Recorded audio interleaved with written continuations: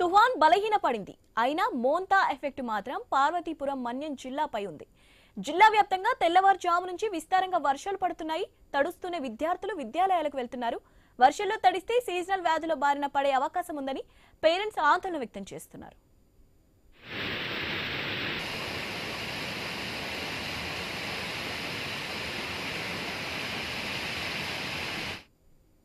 తోటపల్లి ప్రాజెక్టుకు వరద ప్రవాహం పెరిగింది. తుఫాను ప్రభావంతో ఎగువ ప్రాంతమైన ఒడిశాలో వర్షాలు కురుస్తున్నాయి.